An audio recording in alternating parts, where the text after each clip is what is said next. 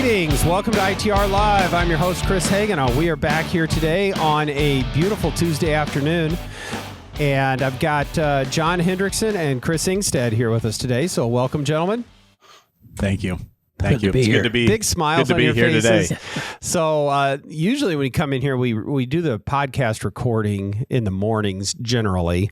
But I had the opportunity to go up to the Capitol this morning for the signing of the governor's education reform bill. So it was an exciting morning. Students First Act. Students First Act. So educational savings accounts. Were you aware that was going on, John? I was, yeah. Oh, okay. Yeah, I just making sure you were tracking. Yeah. So, okay, good. It was interesting. I personally have been to a lot of bill signings, but this was out in the middle of the Capitol Rotunda. Sometimes they're done out there, sometimes in her formal office, but there were a lot of people in attendance. It's actually school choice week. So there were a lot of private school families and students and administrators and legislators and the whole bit. It was a really exciting time. And this has been at least a 10-year-long effort. So there were a lot of folks that it was really amazing to be there and be a part of that. You might be too humble to bring it up, so I'm going to. Okay. I told you I had a lot of things to say. Good. Chris, thinking back, the ESAs, and we know there have been school choice bills, big school choice bills that couldn't quite clear the hurdles the past couple of years. But as you said, it started about 10 years ago. What do you know about some of those original ESA offerings at the Iowa Capitol, Chris? Well, I think the school choice effort predates ESAs, to be fair. The first, and I may have a date not quite right here, but the first ESA bill in Iowa was offered by Senator Jerry Bain in 2013, so 10 years ago. And then the following year, I authored a very similar bill in the House, which was also co-sponsored by Jake Highfill and Peter County. And so that became the first bill in the House. So the actual ESA concept is really about 10 years in the making, and it's something that was always something of deep personal interest to me. And usually the outcome of my work would be we'd get an increase in the school tuition organization tax credit or something like that. But it was really after I left that the movement got real. Draw any conclusions you want from those sorts of things. You know, Chris, you talked about today at the Capitol, it's school choice weeks. There's a lot of parents and families, but let's be honest, there's a lot of education stakeholders. There's a lot of people who care about the system. There's a lot of people who work in the system. Mm-hmm. It is not just current school-age children and their parents. Right. There's so many more people than that. So many more people who care. And they were obviously the folks in attendance there today were the people closest to the system, which is current students and families. But there's a lot of folks out there that are really interested in what this bill can do. And I've talked to them personally, people that aren't necessarily political acquaintances of mine, but personal friends or people I know that are like, hey, what do you know about this? How does this work? Is this something that would work for my family? Because we've considered maybe making a switch. And so I'm trying to recruit friends from across the river in Illinois. Yeah. Come on over. They're running out of reasons not to move to Iowa. True. It's remarkable. I was going to touch on this later, but I think that the time seems right here is that what's going on in Iowa isn't just that we got a school choice bill and educational savings accounts done. This is just the next big conservative reform that's been passed. And it's one after the other. Every year seems to bring with it, another big conservative reform. And Iowa is leading the way at risk of being a real broken record on this. But I guess since we're on the heels of signing another one, other states will take one of these wins and celebrate it for years. As they should. Yes. Because these are heavy. These are heavy things to lift and get over the finish line. But we just dust ourselves off and ask what's next and then go find it and do it. Well, Chris, the interesting thing, or maybe the great thing to me, is not that we have lawmakers. Certainly the governor, and on ESAs in particular, the governor was really involved in, and legislators and legislative leaders, right? But Iowans themselves are for these things. Look at growing majorities. Look at the governor's landslide victory. Look at the way elections have gone in Iowa lately. So it is like the entire state, not just our elected officials, who are kind of throwing their shoulder and all their weight behind these things and trying to move us in a conservative direction. Yeah. You talk about public opinion, John. We had a lot of the debate. It was a late night debate last night, and really the culmination of a lot of the messaging on both sides of this issue is the claim that Iowans don't want vouchers. That's their line. Iowans don't want this. Well, we've got data that shows that that's not true, right? I mean, you and I have talked about the foundation poll, or just the fact that Governor Reynolds campaigned on this and was reelected by a wide margin. I mean, is that fair for the other side to now say Iowans don't want this? No, absolutely not. Because, first of all, it's an ignorant statement for them to say voucher, because an ESA is not a voucher. Yes. So yeah, they just think that message test's different, so they use voucher, right? As the governor has said, I mean, she campaigned on this both within the primary and in the general election, and she won by a 20-point margin. And so I think it's a stretch for them to claim that public opinion's on their side on this issue. And, one thing, going back to what you both were saying, and I can't quote him exactly, but Majority Leader Whitver has always said, we're not going to waste our majority. Yeah. We were elected to get things done. Yeah. And this is exactly what they're doing. Iowa has proven that things are working, which is in stark contrast to D.C. and what's going on in other states. I think that's right, and I think it further this isn't the finish line for this bill. And are we getting into that today, or is that a future topic? Well, because John wrote a good piece about some of the next steps, but I don't know. I will only say, and we will talk about this later, is that the school choice movement needs to make sure that they tell the story about how this is working well for Iowans.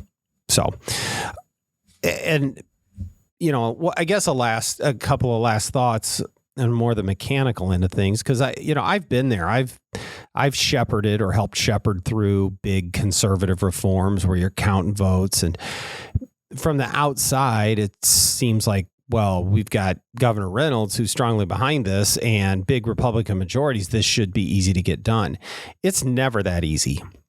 And I give a lot of credit this year to the House leadership for putting this thing together and doing it quickly. They were determined. They set a date that they were going to go, and they had to work with their members. There were a lot of folks that were on the fence and make sure that they got questions answered. And the vote counting it's not I got one, I got to a certain number, I'm done. Those are sometimes they ebb and flow. People will, I think I'm there, and then they're not. And it's a lot of bringing folks back to the office, talking through their concerns, or what did they say back home in a forum. There's really a lot of work that goes into making sure you know what your vote count is before you go to the floor. And I know I talked to Majority Leader Winchell today, and he knew what was going to happen before he went to the floor. He's like, I talked to my members, and his vote count was a little bit different than what the coalition was, and he nailed it. He knew exactly what he was going to get. That's good work. And Speaker Grassley and Majority Leader Winchell created the environment for them to be successful this year. So, and we know that Senate Republicans have always been great on this issue. They've been strong, and they all but three of their members voted for the bill. And so it seems from the outside that, well, this was fast tracked and it was easy. No, there really was a lot of work that still went into it, even this year during session, to make this happen. So to your point, it's been a 10-year process. Right. And even with this sort of current governor and current crop of legislators, it's kind of been a 3-year process. Right. We had bills that would have expanded school choice the past 2 years. that couldn't quite get all the votes they needed inside that building. So Yep. this is how big legislation works. That there's a process, and you got to take the long. Sharing her with this morning. And I don't recall right off the bat, John, I think you and I talked about this. I think it's very helpful for the legislature to get this behind them earlier in session so that they can move on to the rest of the agenda. Because when you get a big bill like this, it sort of sucks up all the oxygen. And it's not that other issues don't matter, but all of those conversations about where you're at on the bill, what's going on, what's your concern, going to caucus, it all centers around that bill. And it does sort of squeeze out the energy that you need to work on other issues, like we've talked about property taxes. So, yes, it's been 4 hours since the governor signed that, but it's time for what's next. So we'll keep working. Good. Well, we got good news, bad news on the ITR Live podcast today. To be clear, that was the good news. That was the great news. But John, someone that I don't want to claim I am as big a fan of as you are, but we do both share an affinity for, saw some news about the other day, our good friend Pat Buchanan. So I'm gonna let you tell us what's going on. Well, Monday it was reported that Pat Buchanan is retiring from his syndicated column. Yeah. And he's 84 now, I believe.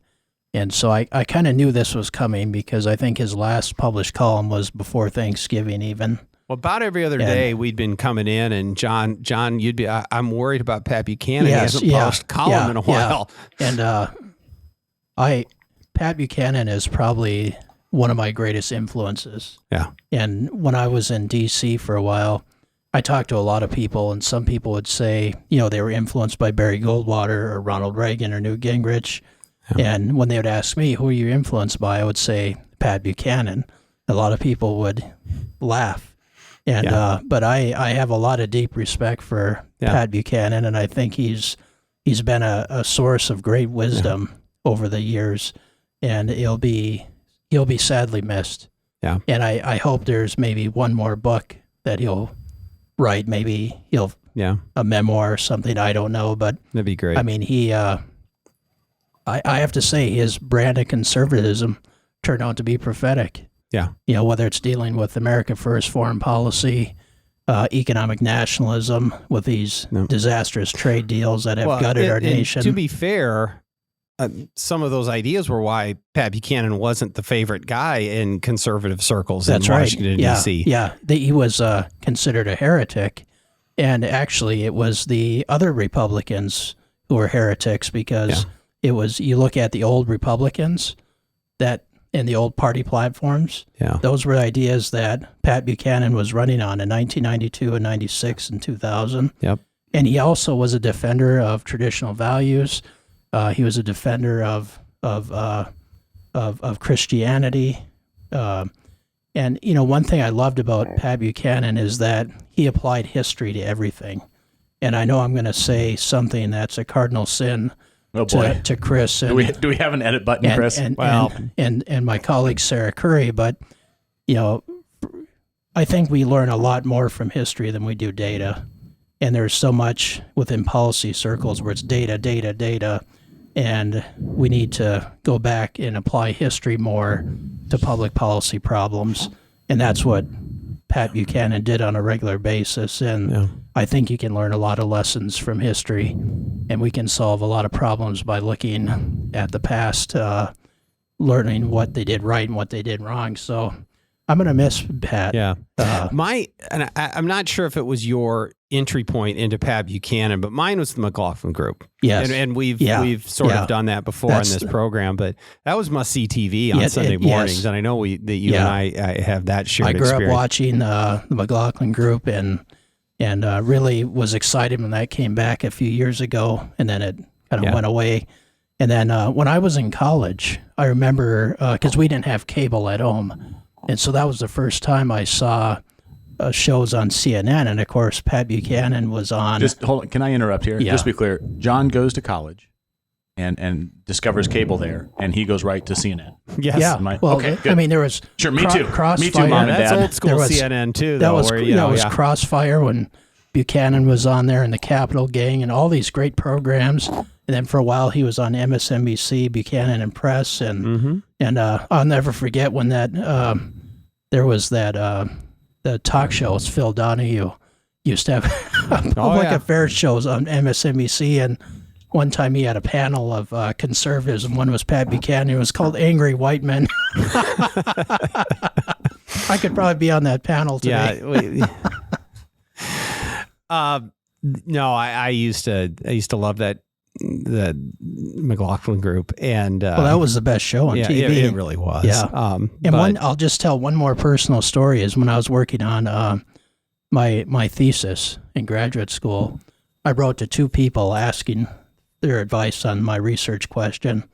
One was William F. Buckley. The other one was Pat Buchanan. They both sent me written responses back, and I treasure those letters. That's because wonderful. they just had the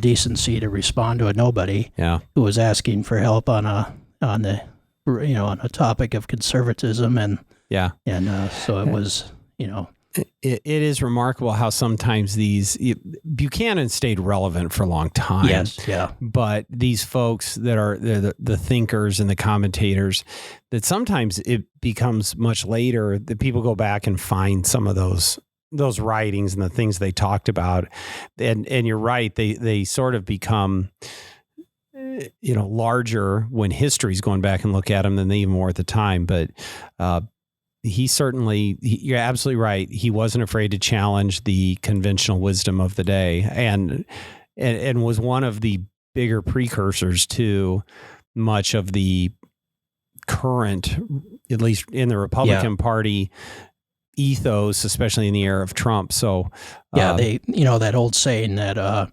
Ronald Reagan basically won Barry Goldwater's nomination in 1964. Trump won. Yes, it was Pat Buchanan's ideas that drove the Trump agenda in 2016 of economic nationalism, America first. And I doubt we will see Buchanan become president 16 years later, but yet the analogy still stands. Yeah. So and it's always we're both kind of political junkies, but who's the next that picks up that mantle? I don't know. Right now there's not a clear champion of that viewpoint. In fact, it's kind of sad because I was thinking the only two columnists left that I grew up reading, Cal Thomas and George Will. Everyone else is either passed on or retired. Yep. I used to read Cal Thomas. I love Cal Thomas too. Did you have one? Dave Barry. Yeah. Well, there you go. Not political. No, but that's good. Yeah. Well, good. I know that it's a sad time for you, John, but we can hopefully help you cope by thinking of Pat Buchanan fondly. So you can certainly find some more Buchanan offerings on eBay, can't you? Well, I'm going to try. Yeah, not at the exclusion of the Hoover collection. Yeah. Well, very good. When we do ultimately get the Hendrickson Library established, we'll make sure there's a collection on Buchanan. I have most of his books. Good. So, well, folks can check that out. I'm actually going to leave them to Chris in my will. Oh, good. Because I know he likes them so much. Yes. I take no position on Pat Buchanan. So. Well, Brenda John's friend of mine. That's what I say. Yes, that's right. Well, at the end of the day, it's a good day in Iowa, and we're blessed to live here. Good things happening, and we have a set of leaders that are living up to the principles that they campaign on, delivering for their voters, and that's a very good thing. So, anything else, gentlemen? Nope. All right, great. Well, with that, that's all the time we have today, but thanks for joining us. Don't forget to like and subscribe, share, tell your friends, tell your parents, tell your kids, whoever you need to tell if you think there's anything in here worthwhile, or your next door neighbor that might be a Pat Buchanan fan, that we're on that too. So, but we appreciate it. And with all of that, we will see you next time.